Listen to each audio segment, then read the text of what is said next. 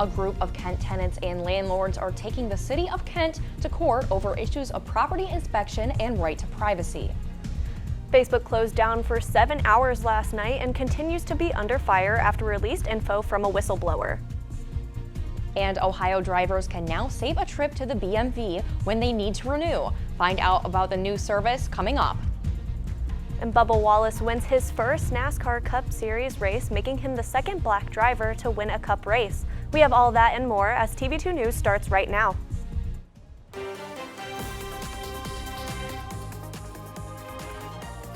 This is TV2 News.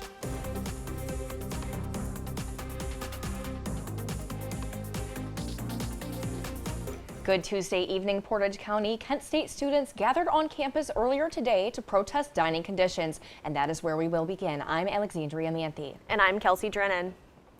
Now, there have been multiple complaints about the dining issues that are happening on campus. Students took to the K to demonstrate their concerns.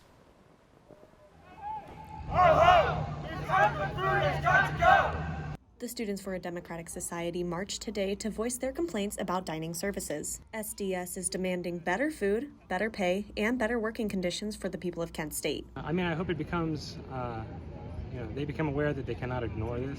They see that we are willing to be present, to be right outside their offices like this. It's kind of sending a message that we're not going to go away and that these are serious problems that need to be dealt with. Both students who have dietary restrictions and those who don't attended the march. They all agree there are problems that need to be addressed. I actually get to school and I start hearing about all these horrible things in the dining halls on campus. And I just knew how lucky I was that I didn't get a dining plan, because if I did, I would not be able to eat any of the food and I'd just be paying for food that was unsafe for me to eat. While I'm not vegetarian or vegan myself, I know people who are, and it is a struggle every single day. We can't be going off campus for 3 meals because we simply can't afford it. We're full-time students. SDS was very pleased with the huge turnout and is hoping that this catches the attention of the university. It was also at a good time, so we just caught students who normally wouldn't see us. But they were like, what is this? I don't understand. These people are shouting, and then they see the signs. They're like, oh my God, this is an issue that I'm really passionate about. I reached out to the university for a comment. They referred me back to an email sent to students in early September. That email asked for patience and understanding as they transition to a self-operated dining service. As for the future, the club is waiting to see how the university responds to their complaints and will decide whether they will do another public demonstration. It fully depends on how things go. If the administration sees what we're doing today and if they can actually bring something to the table. Reporting for TV2 News, I'm Kelsey Drennen. A group of Kent tenants and landlords are taking the city of Kent to court after their right to privacy. TV2's Austin Rupert has the story. Hi, Austin. Thanks, guys. A group of landlords and tenants have took the city of Kent to court in a claim that the city's licensing code, which requires property inspections, is unconstitutional. Landlords and tenants in Kent are subject to licensing requirements laid out in Kent's codified ordinance. According to the code, no one can own or operate a residential rental unit without a current housing license. After applying and paying those fees, units must be inspected by the city's community development director before a license is granted. If a unit is found to be non-compliant or is without a housing license for more than 30 days, the city can condemn the unit. The complaint claims that the city has no right to inspect a home without a search warrant, as the city did not receive any complaints and there were no present emergencies. In its response to the lawsuit, the city says that it has the right under state and federal law to engage in home rule, which allows cities to define their authority of the local government, and a status case is scheduled for October 13th. Reporting from Franklin Hall Studio, I'm Austin Rupert for TV2 News. Thanks, Austin. Kent State announced their Forever Brighter fundraising campaign at halftime of the homecoming game on Saturday. Kent President Todd Dyken, accompanied by the school's co-chairs, made the announcement saying they will make a brighter future with the campaign. As of September 9th, the university raised $295.5 million, making it the largest fundraiser in Kent's history.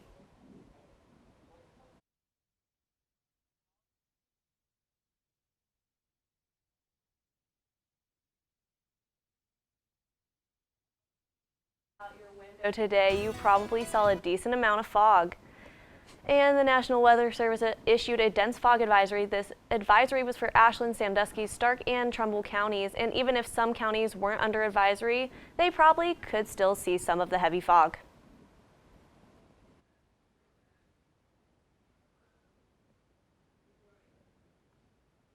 Good Tuesday evening, Portage County. I'm Nathan Welsh with your weather forecast. Now, as we can see, currently in Kent, 77 degrees, though it feels like 78. That dew point at 59 degrees gives us a humidity at 53%. And we have winds from the northeast at 3 miles an hour, visibility out to 10 miles. It's a pretty nice day. Now, as we look across northeast Ohio, again, up in the lake it's colder, and down southern more, it's more around the 70s, what we're seeing here in Kent. And across the rest of Ohio, similar trends, all the way up to 82 down in Cincinnati. Now, stay tuned. I'll have the 7-day forecast and more after the break. Early voting for the November 2nd general election begins today. Residents can vote by mail or in person at the Board of Elections office in Ravenna. The office will be open Monday through Friday from 8 a.m. till 5 p.m. up until October 25th. The hours will then extend to 8 a.m. to 7 p.m. and have a variety of hours the 3 days leading up to the election. Absentee and early ballot request forms can be downloaded via the website on your screen. You can also call the Board of Elections office and ask them to send you an application. The final day to request an absentee ballot by mail is noon on October 30th. And if you need to reprint your driver's license, the Ohio Bureau of Motor Vehicles is now making it easier. Drivers with valid Ohio credentials can now order a reprint of their identification card online. The cards will be sent by mail to the driver's house. In the past, customers could only get a driver's license or ID renewal by going to the BMV, my bad. According to officials, this will save about 500,000 visits per year.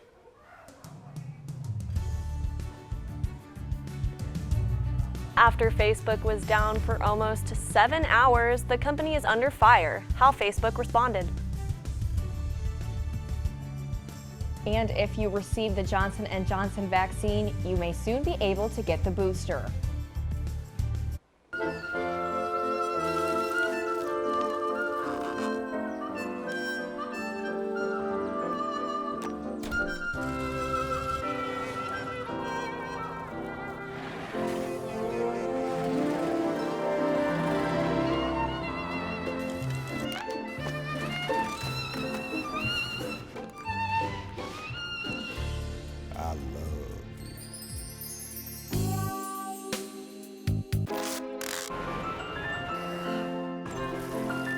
Can we get strawberries? Okay.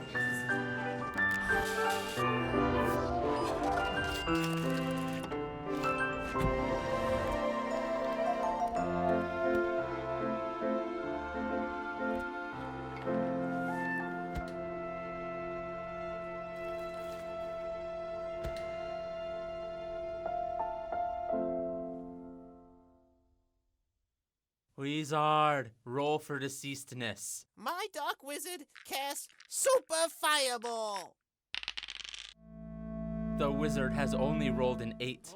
What? This is garbage! Spell. No way a roll like that 10. doesn't hit a level 1 I goblin. have Are 7. you serious? You gotta be Oh kidding my me. God. I have What is just going a baby on? goblin. Cease your quarreling, children. What? What are you doing, you crazy monster? Nanny? Oh my What? You should stop being nerds and playing D&D and be nerds and watch All Systems Go Wednesdays at 9, where we talk everything from movies, games to anime and more. Yeah, No, seems yeah. reasonable.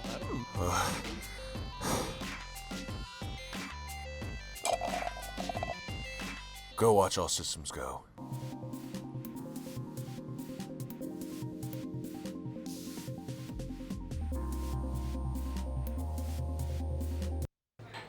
Put the keys down, Kevin. But I'm gonna drive home. There are several warning signs present that you shouldn't be driving. My text to emoji ratio has gotten a little out of hand. A little? Yep, I'm definitely gonna call a ride home.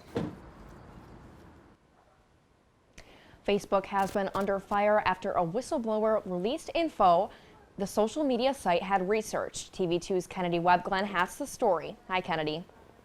Thanks, Alex. Facebook shut down for 7 hours yesterday after the research was released. Facebook shutdown included others within the family of apps like Instagram and WhatsApp. The domino effect turned into people not being able to log into their shopping sites or smart TVs. Sites that rely on these apps for sales lost money. The outage was caused by changes made to the internet infrastructure that coordinates traffic to their data centers. They soon reset the apps and then issued an apology to all users. The company's leadership knows how to make Facebook and Instagram safer, but won't make the necessary changes because they have put their astronomical profits before people. Facebook continued to be a hot topic these past few days since a former Facebook employee took hold of thousands of pages of their internal research. Frances Hugan, former Facebook product manager, distributed cache data to the media, government officials, and regulators, which revealed Facebook knew many of their services were causing harm. Instagram was proven to make these teenagers feel worse about themselves. Hugan is scheduled to talk to Congress today about Facebook and its impact on young people. I don't understand how Facebook can know all these things and not escalate it to someone like Congress for help and support in navigating these problems. Reporting from the Franklin Hall Newsroom, I'm Kennedy Webb-Glenn, TV2 News. Back to you, ladies. Thanks, Kennedy. Operation Ohio Knows, done by law enforcement, conducted a human trafficking sting that turned out to be the largest one in Ohio history.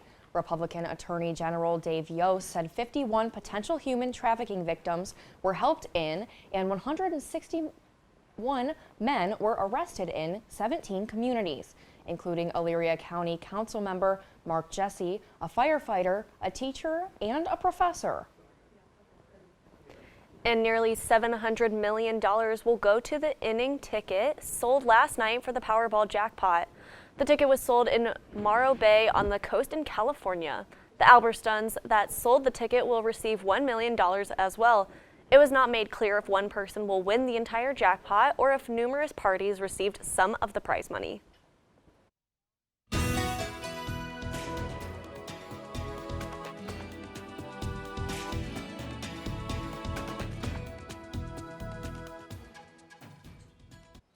Welcome back. Once again, I'm Nathan Welsh with your weather forecast. Now, looking in tonight, we're just seeing some nice clear skies, low 60s. It's getting cold out. It's what you can expect, especially from a beautiful day like this. It's going to be a beautiful night. Now, as we look into tomorrow, those clouds are going to start rolling in early in the morning, and we're going to see temperatures start to increase, however, by the evening, which is nice. Now, as we look across our 7-day forecast, tomorrow it's going to be cloudy, 80 though. We're still up in that early fall temperature range, but throughout the rest of the week, it's all showers. So unfortunately, just going to have to stay inside a while or get your coat and umbrella, walk around campus, you know. And however, that will peak up on Sunday, which is nice. Again, clouds still, but it will be 79 and only cloudy because the rain will finally let up from the days prior, and that temperatures and the cloud cover is going to continue into the rest of the week. So, I mean, it looks like the end of the week is getting rained out, which is all the more reason to enjoy the other beautiful weather we have. I've been Nathan Welsh with your weather forecast. Thanks, Nathan. One person is recovering after a shooting near Ohio State University as of yesterday. The shooting happened near 3160 Olentangy River Road around 5 p.m., according to Columbus Police. The call came in about a man in a parking lot of the Hampton Inn and Suites with at least one gunshot wound, who was then taken to the hospital. According to police, the suspect was last seen in a white Jeep SUV with the Batman logo on the front license plate.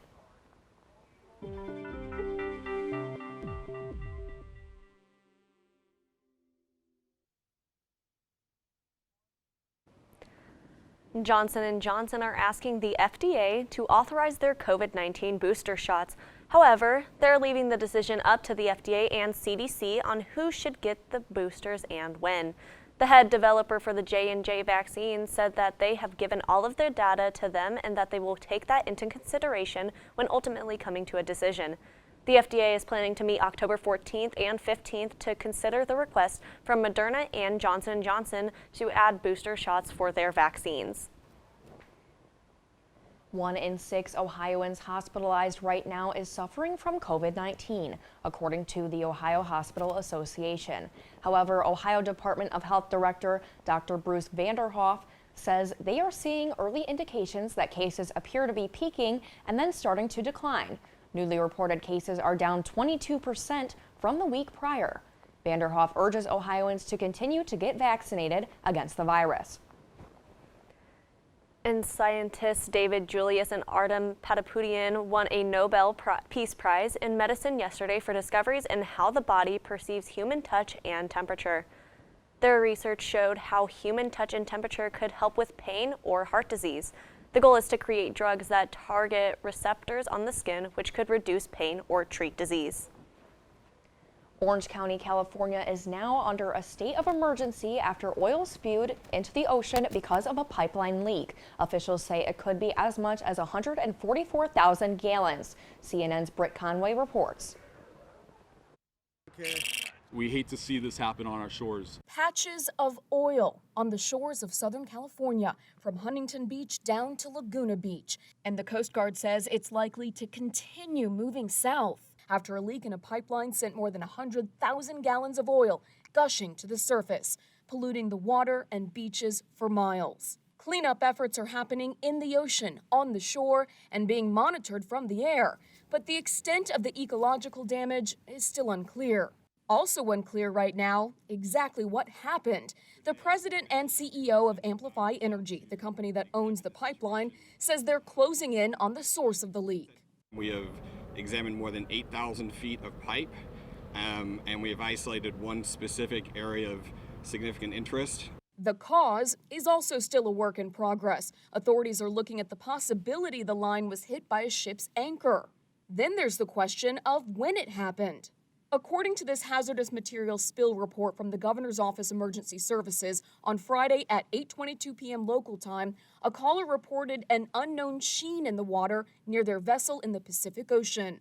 But officials with Amplify and the Coast Guard say they weren't notified Friday night. We were not aware of a leak on Friday night. I can tell you when the Coast Guard received the port report, which was Saturday morning. The search for answers continues. This disaster now a criminal investigation. I'm Britt Conway reporting. Find out how the men's golf team finished up their latest tournament, and I've got a preview of the first wildcard game tonight. Stay with us.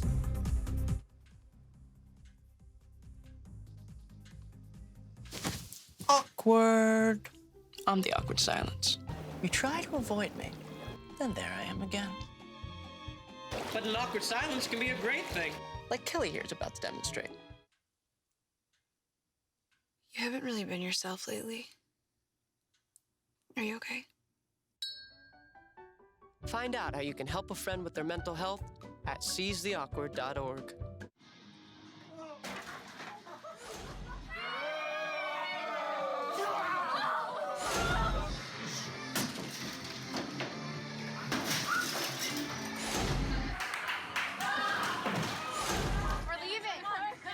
Most party fouls are pretty dumb. But if you decide to drink and drive underage, you could lose your license and your freedom. Underage drinking and driving. The ultimate party foul.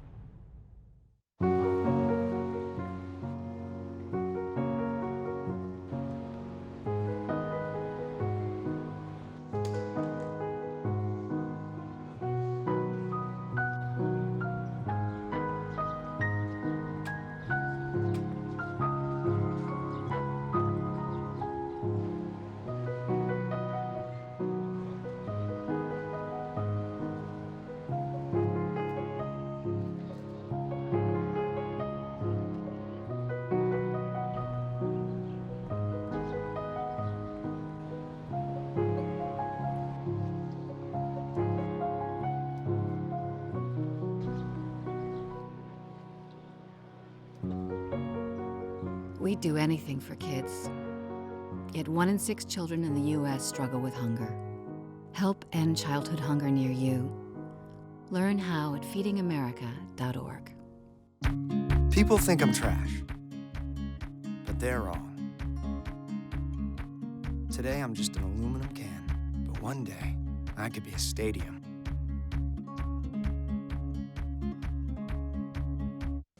And now, your TV2 Sports Report.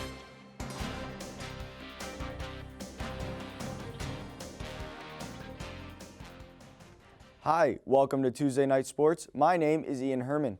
We will pick up tonight's action with the results of how the Kent State men's golf team performed in their latest tournament. The Kent State men's golf team was in South Bend, Indiana for the last 2 days competing in the Fighting Irish Classic. After an 8th place performance in their last tournament, the Flashes were able to muster up a 4th place finish out of 14 teams. The men finished with a team score of 834, 6 under par. Let's take a look at how the team did individually. Josh Gilkison finished tied for 4th with a score of 204, 6 under par. Chris Van Dett finished tied for 6th with a score of 205, 5 under par. Cade Brettenstein finished tied for 21st with a score of 211, 1 over par. Luca Savello finished tied for 30th with a score of 214, 4 over par. And Jordan Gilkison finished tied for 50th with a score of 220, 10 over par. The team is back in Indiana in West Lafayette for the Purdue Fall Invitational on October 11th and 12th.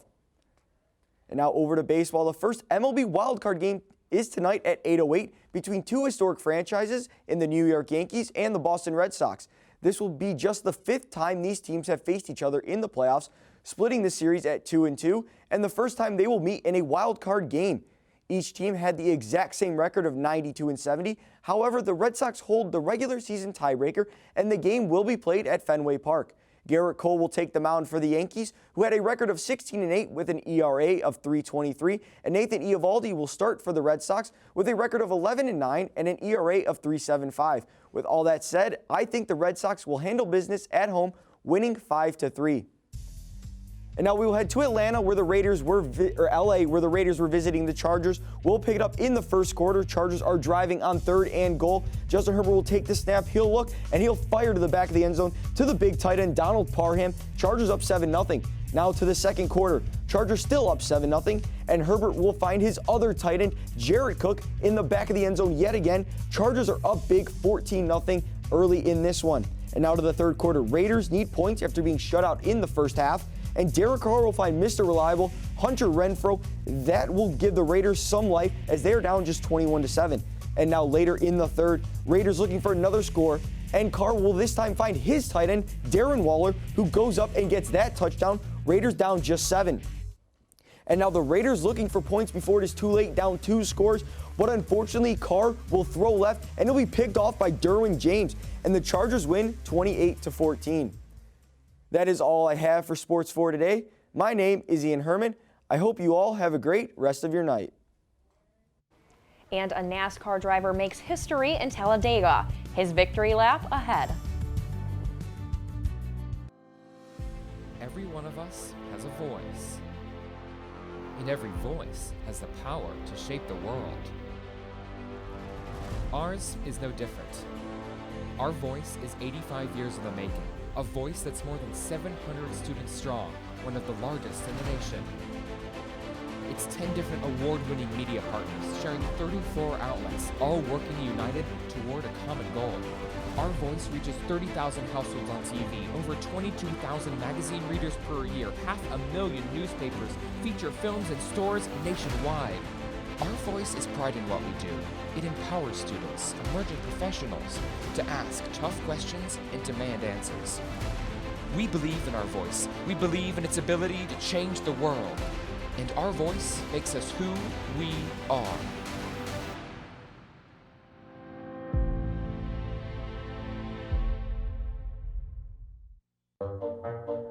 They call me Prince like I'm royalty or something. But the places I've lived ain't no palaces. So I don't need grilled salmon or a new scratching post. Just give me a cardboard box and a can of tuna and we're good. You can even change my name. I'm cool being the kitty formerly known as Prince.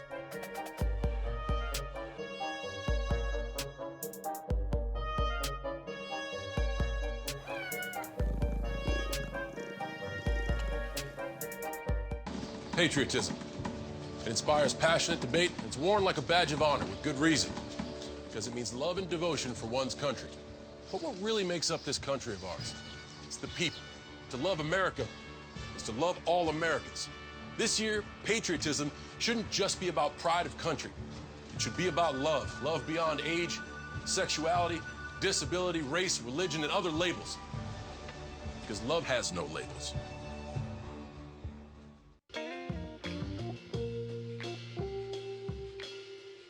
After you joined our family, it was like, I really do feel complete now.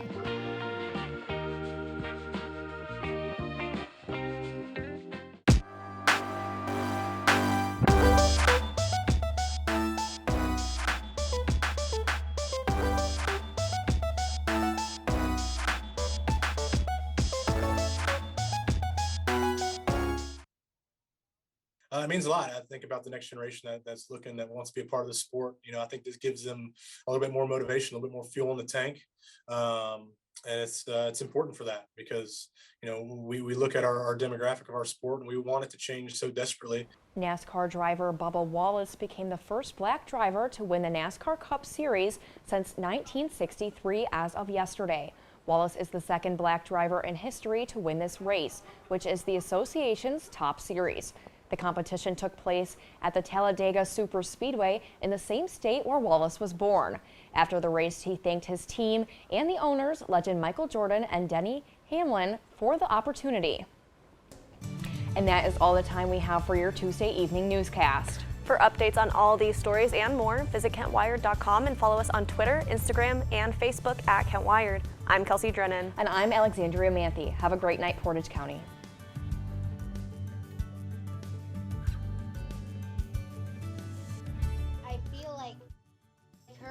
Is like same speed as mine, and I think we have this like deep connection, this heart connection in her heart, that there's room for me and mom.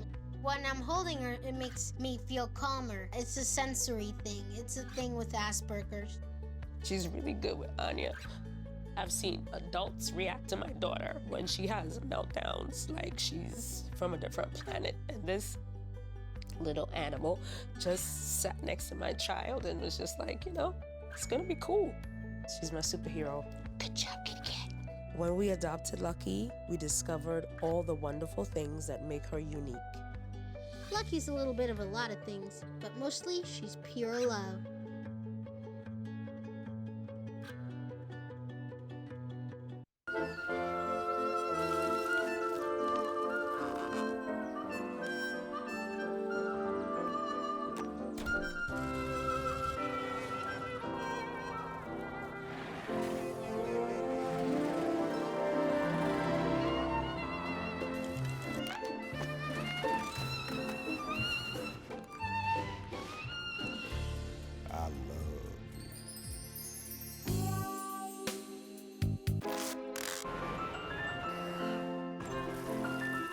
Get strawberries? Okay.